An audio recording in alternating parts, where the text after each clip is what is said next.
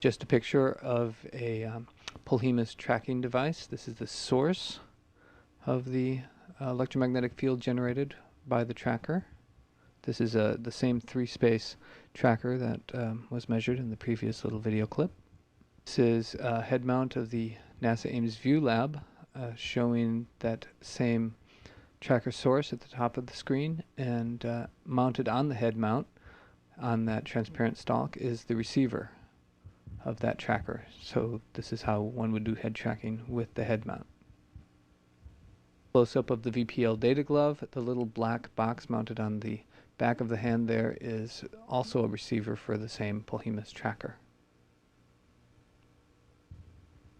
This is again the VPL data glove. This time we're highlighting the back of the glove, showing the optical fibers which are used to sense the angles of the hand fingers. In this particular model glove, the middle joints of the fingers are measured, as well as the knuckles of both the hand and the thumb. We're now going to take you through the gestures that have been defined and recognized. That was fist, now point, middle point, double point, triple point, flat, 3 feathers, 2 feathers, 1 feather, horns, and no gesture at all. We've found these gestures to be sufficient for most purposes. Previously shown in the virtual wind tunnel tape, the boom display. This is a rather generic head mount display, the one built at the NASA Ames View Lab. It's a little bit more home-built looking than most, but most commercial displays show the same kind of technology. It uses LCD screens inside the metal box. This particular one also has headphones.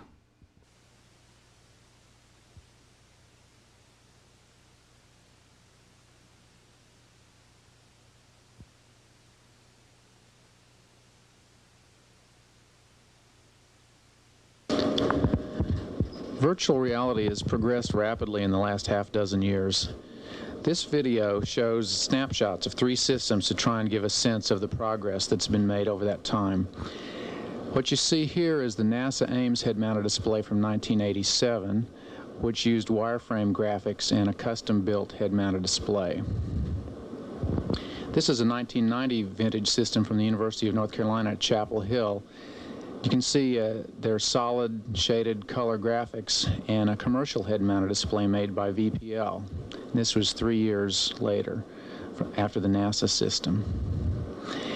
This third little teaser shows the 1993 system at the University of North Carolina using a force feedback arm and much more powerful graphics engine, Pixelplanes 5.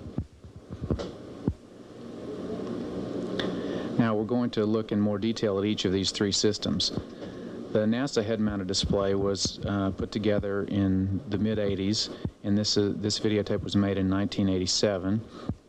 It uses wireframe graphics.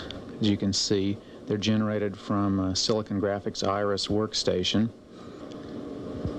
And the input device that we used was an instrumented glove that was able to detect the bending angles of the finger joints.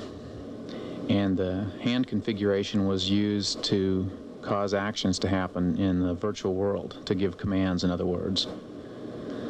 So you can see the hand graphics turn when the hand turns, and the fingers in the hand graphic bend when the real fingers bend.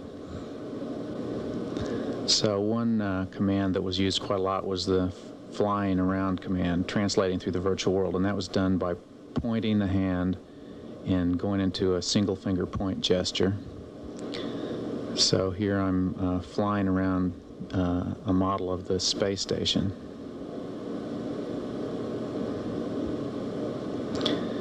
Another important gesture is to be able to grab virtual objects and move them around. So I'm grabbing a couple of cubes and repositioning them.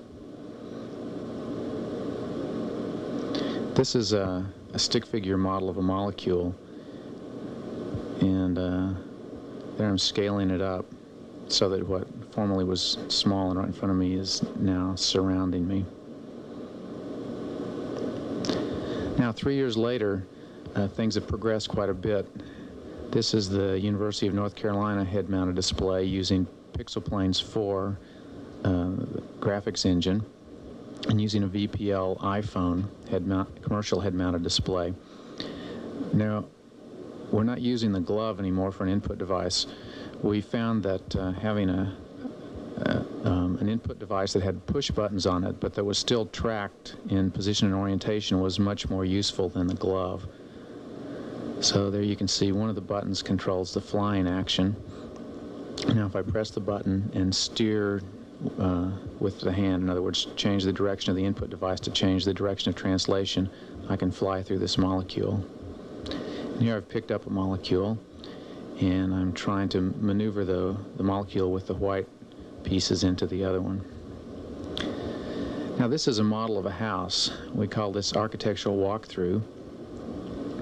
You can see that the frame rate has been slowed down quite a bit. That's because this is an interactive, real-time